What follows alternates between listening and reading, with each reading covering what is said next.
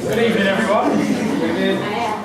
For those who don't know me, I'm Chris, the best man. You know me as CJ. One person knows me as Short Man. I know you're thinking, I'm not that short. But when I was at school, I was a bit of a late developer. Didn't really get a growth spurt till college, and that was about the time that I started my friendship with Raf, and he decided in a really kind way to call me Short Man, and that's stuck, despite the fact that I'm about a foot taller than you now. He still calls me Short Man, but there you go. That kind of highlights, I think, the slightly strange logic of Mr. David Rafferty. And as you see as I go on, you'll probably notice that's a bit of a theme. Before I talk about the bride and mainly the groom, I'd like to echo the thanks that Raf gave to the friends and family who are here today and have made it such a special day. I'd like to thank my fellow ushers, Andy and Mike, for doing such a good job. Supporting Raf on his big day. I think without you guys, we could have all still been waiting for Raf to put his socks on. So, I'd like to again echo what Raf said, and I'd like to thank the bridesmaids. You all look beautiful today. Done a really good job of supporting Sam on her big day. And don't worry, I won't let you stand up. But can I just have a quick toast to the bridesmaids?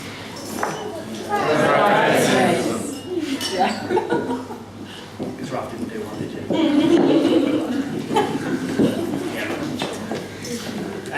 They don't look as fantastic, sorry, as Sam does today, as I'm sure you'll all agree. Sam, you look beautiful today, and I'm so happy for the two of you. Now we'll get on to the bit that you've waiting for, so Raf. I think there's a number of reasons why Raf chose me to be his best man, but I think that the real reason is revenge. For those of you who don't know, Raf was one of my best men, don't ask, at my wedding, and as a result he made the speech that I'm making now for me. I think it's fair to say you were a little bit nervous. Just a little bit, yeah. So I think he obviously felt he'd repaid the favour and made me sweat a bit on the day. And it's now 10 to 8, so I've been sweating for quite a while. It doesn't help that his speech was excellent at my wedding. No, it was. He had people laughing, so cheers for setting the bar so high. No pressure on me then. I first met Raf at secondary school. In IT class, he spent entire lessons using time that should have been spent completing coursework, writing out binary codes up to thousands of numbers. I don't know why. His party trick was that he could remember pi to about 47 decimal places. Probably, I won't ask you to do it now. Obviously at this point, given those facts, all the ladies in the room are starting to see what Sam sees in it.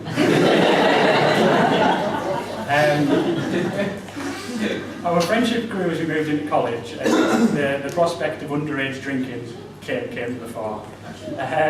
As a group, we used to spend our Friday nights trying not to get thrown out of the courtyard for being underage, while Raf tried to not get thrown out of the courtyard because of his karaoke singing. What can I say? Stocktonian school drinkers just don't know class when they hear it. This would generally be followed by a trip to Q Bar in Stockton, where we'd drink until the early hours, and inevitably, close your ears, Sam, Raf would end up kissing the most drunk, willing person available. Usually Mike.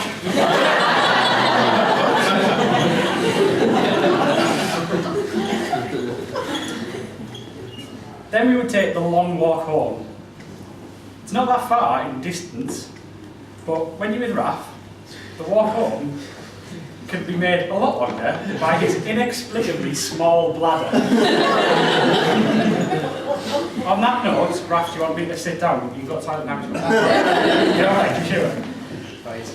One of the funniest stories about Raf, well, I'll let you judge how funny it is, but it involves one of these nights out that we had.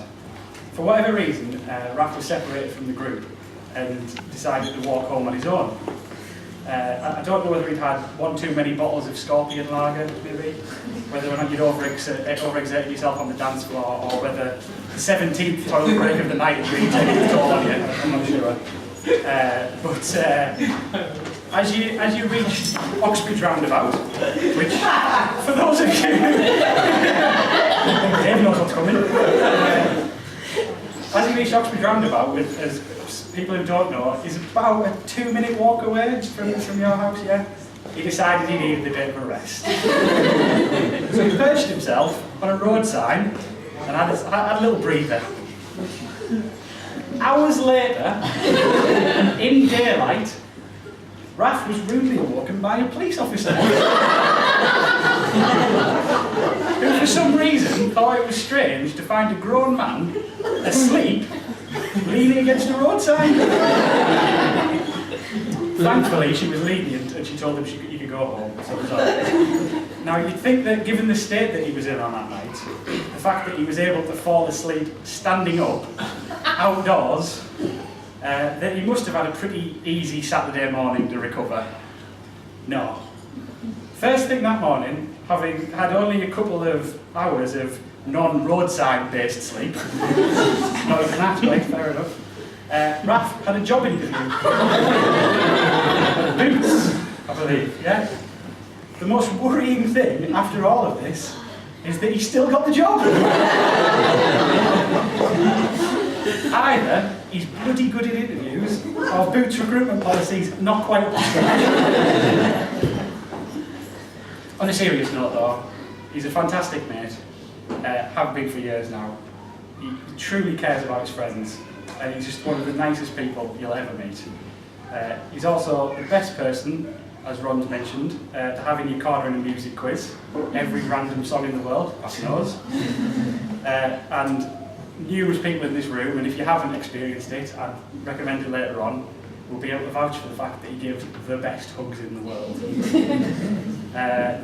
Just be careful with anything that he cooks for you on a barbecue.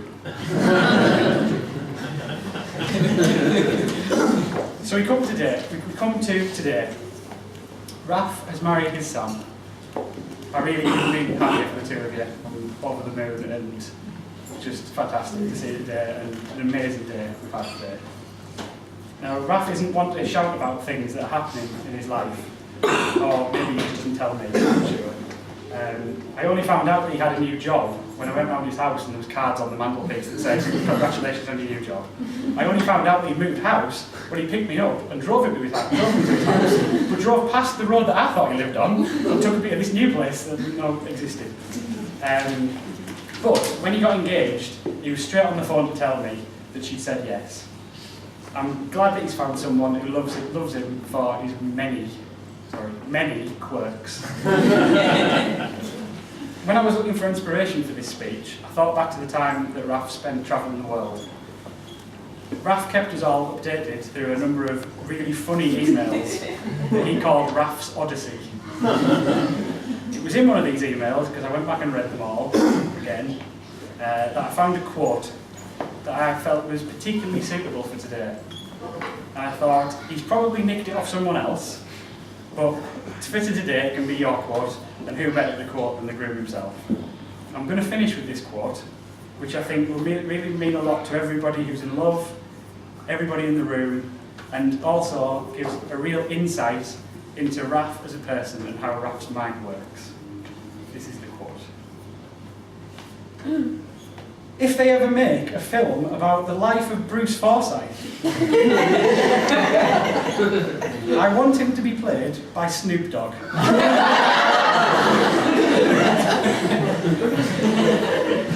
No, I'm only kidding, that's not the quote. That's a pretty good quote. In all seriousness, there was a quote that I found in there, which I thought was really suitable for today. And I think it really fits the occasion.